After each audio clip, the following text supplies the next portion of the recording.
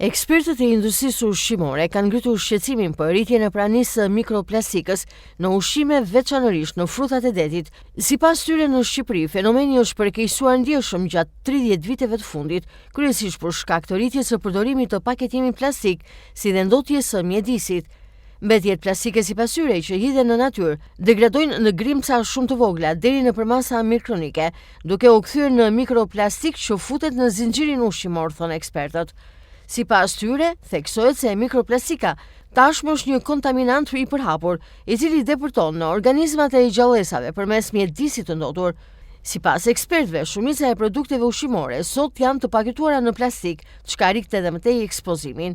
Ekspertët paralajmërojnë se rreziku nuk kufizohet vetëm tek njeriu, por prek të gjithë ekosistemin, përfshi faunën ujore dhe toksore.